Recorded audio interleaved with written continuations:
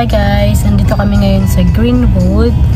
Naghanap kami ng mga yard sale. Pero may nakita akong mga home decor sa yard sale. Kasi magaganda yung mga binibenta minsan dito sa Greenwood. Kasi dito kami sa Sam's Club nagpapagas kasi nasa 280 plus lang yung nasa 280 plus lang yung pwede mong ipagas.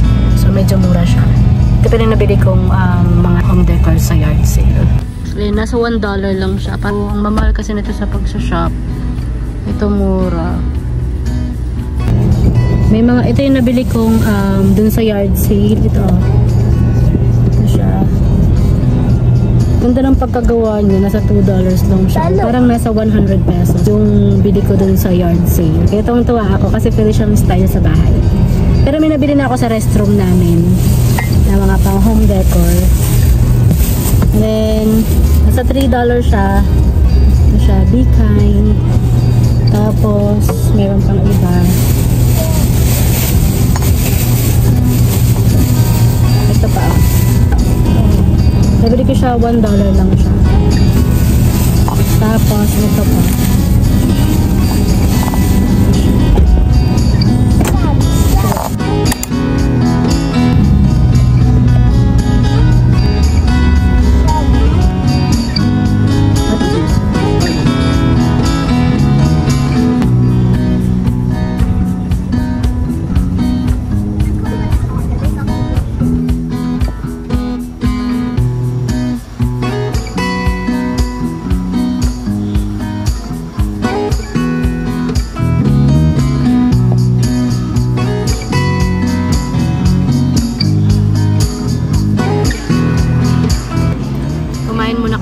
Sam's Club. Mamaya na kami bibili ng grocery. Nagdadara yung ano ko, lobby. Yeah, there is. Like, I just saw one. Parang sarap ng ice cream.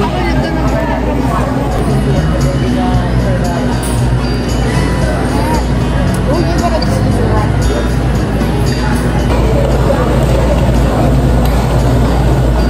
Titingin muna kami ng mga pwede naming mabili dito sa Sam's Club. Ang daming pwedeng mabili, especially mga vitamins. Dalawa na yung Listerine. Nakakapag-save ka ng $3 pag bumili. Meron na silang mga Christmas light dito or Christmas tree. Magkano kaya Christmas tree nila dito? Nasa $199. Ganda Christmas tree. Parang nasa lang tayo, Landers or SNR. Kano yung ganda ng mga Christmas tree dito. Nasa 139. Kumbaga nasa 5,000 or 6,000 plus tayo dito. Nasa 6,000 plus. Ito naman, ang ganda. Oh my God, gusto ko ito sa bahay. Oo. Nasa 189, 159.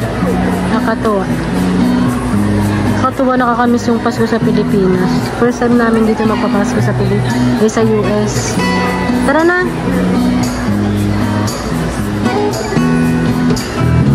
Ganda ng mga Christmas tree. Ganda ng pagkagawa. Wala naman kami masyado binili dito sa Sam's Club kasi galing din dito kami ng isang araw. May nahanap lang kami na things para dun sa bahay. Ganda nito. Nakikita mo na lang yan daan. Gusto ko yan. Harayo ka, harayo. Ito yung maganda bilhin. Itong vacuum sealing system. Nasa kano to? 74. Pwede na. Pero may maliit din. Ay, hindi. Plastic. Yung poma nila nasa sa magkano? 17. Yung poma 17. Ganda rin nila. 17. May red. Ano yan? Chloe, $5. Hindi magaganda naman sa $5. Ito ang ganda. Yung mga pang baby naman yun. Yung mga Under Armour nasa $7 to $34. Ang ganda ng kulay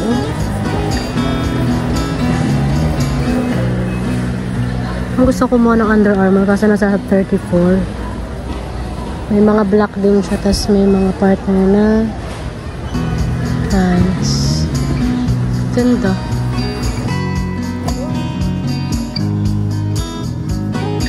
Yung kinuha niya yung 7.5 itong bag sa school niya kasi medyo lumalamig na. So okay na yan. Naka-12. Hi everyone! Welcome back sa aking video. I-share ko lang guys, medyo sa itsura ko, medyo sobrang gulo. Kasi kakalinis ang bahay. Tapos gusto ko lang i-share yung mga bagong tubo na naman dito sa aking mini garden. And I'm so thankful kasi laging may blessing tayong mga kamatis, bell pepper. Marami pa tayong aanihin na bell pepper. So tara, samahan niyo ako. Ito yung halos parang mamamatay na nating halaman. Pero yung kamatis, Diyos ko, tingnan nyo naman. Laki ng kamatis, super fresh. Kakadilig ko lang kasi ng nila, tubig.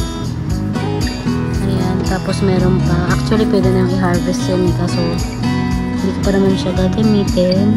Soon sa salad. Tapos marami pa siyang bubungahin. And then nag-orange na din sila. Tapos nakita nyo tong ampalaya ko. Diba liit niya dati, pero ngayon malaki na siya. Sobrang tataba ng ampalaya ko. Makita nyo naman, nakakatuwa. Diba? And then, naglalakad siya hanggang dun. Tapos, yung ating watermelon, kung nakikita nyo yung watermelon natin, ganito na siya kalalaki. As in, Diyos ko. Ganyan na siya kalaki po. Ayan. Nakikita nyo? Hopefully, hindi ko lang alam kasi first time natin palaki ng watermelon, kaya hindi ko po alam kung hanggang kailan siya at kailan siya pwedeng i-harvest. Pero meron siyang baby na kasama, ayan no, and then lalaki pa sila. Pero inaalala ko kasi na sobrang bigat niya. Hindi ko alam kung kakayanin pa ba ng sanga niya na para hindi bumitaw tong pakwa natin. So ganyan siya kalaki.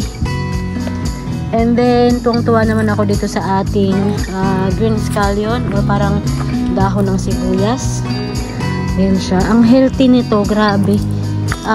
Tuwang-tuwa ako kasi kaka-harvest ko lang.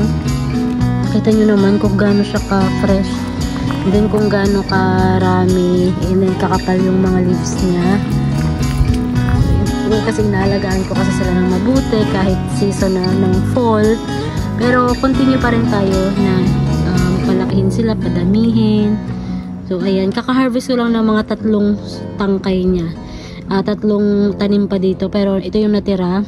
Just parang dumami sila lalo. And then, ito yung masusurprise ko yung sili. Yung sili natin, meron ng mga damo-damo. So, tatanggalin natin ito. Ito yung mga parang tumutubo ng halaman.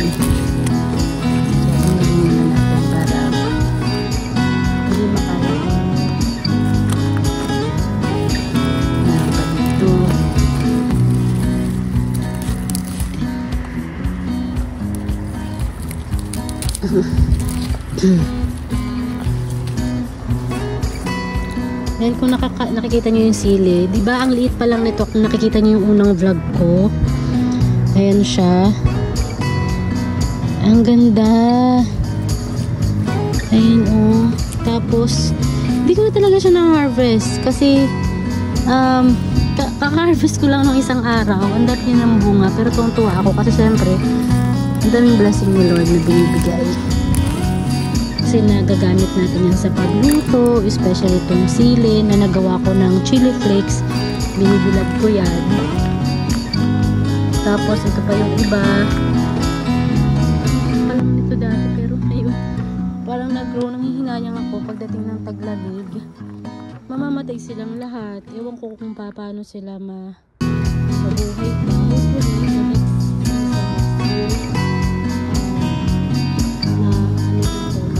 tumabog sila sa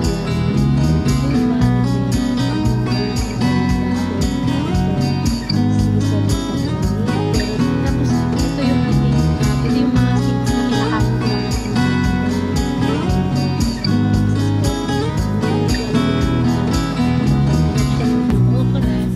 ito yung ating okra.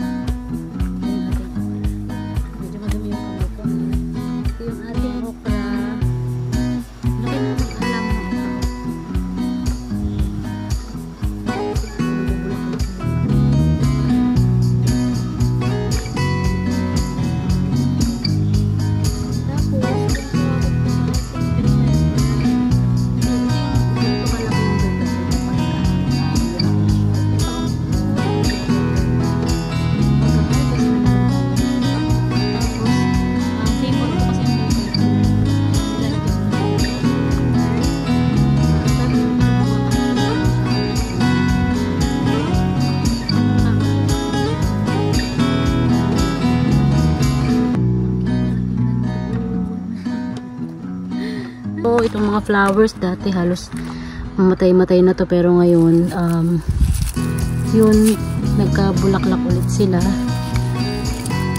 Yung mga bulok inaalis ko. Tapos basta dumami lang siya, one lang to eh, ganito lang siya. Then parang nagkasanga siya, tapos tinanim ko ulit siya. Then dumami na yung flowers niya. Then katulad din dito sa bell pepper, kinain ko lang, tapos tinanim ko lang dito sa aking mga boxes sa aking garden. And ito na siya, pabunga na siya at papalaki na. And then yung ating mga kalamansi, lumalaki na sila. Kaka-harvest ko lang kasi ng kamatis, pero hindi ko alam kung mamamatay na ba tong kamatis, pero talagang bumubunga pa rin talaga siya. Kasi of course yung ating mint, and then yung ating ampalaya, yung ating ampalaya ulit. And then hindi ko alam na may tumubulit na pipino. Ito yung ating pipino, hinahayaan ko lang sila kasi sayang din kasi kapag tumubulit ng pipino, diba? At least kahit pa paano may magagamit tayo, and then para makain din natin. And then ito naman, itong mangga, hindi ko alam, parang hindi ko lang alam kung makakapagpabunga ba ako nitong mangga kasi nga magpo-fall na. And then next few months, yan, taglamig na naman. Ito pa yung ating watermelon, pero hindi ko to maintindihan na watermelon na unang-una kong sinubaybayan kasi hindi ko lang alam bakit hindi na siya lumalaki. Hindi ko alam. Tubo pa sila, hinahayaan ko lang sila na magsibunga kasi napakasarap ng kamatis na to, as in sobrang tamis, prutas na prutas yung lasa. So yun lang naman yung may share ko for today's video. Thank you guys for watching, and sana po huwag niyo pong kakalimutan mag-subscribe po sa aking YouTube channel for more update po ng aking video. Abangan niyo din po yung aking vlog ng 18K Saudi Gold dahil inopen ko po ulit yung aking Facebook page para continue pa rin tayo magpa-order ng mga Saudi Gold dahil meron din po akong kapatid na nagpa-manage doon dyan sa Pilipinas. So para rin din na hindi kayo ma-scam or maloko ng ibang seller na hindi legit suppliers. So at least kahit andito tayo, matutulungan ko pa rin kayo makahanap, or especially yung aking Facebook page na legit na may 1.5 or 1.4 followers. Visit nyo na lang po yung aking Facebook page dito sa description para in just in case na gusto nyo pong umorder, pwede pa rin nyo pong bisitahin yung aking Facebook page. Thank you guys for watching, and please don't forget to subscribe. Bye bye!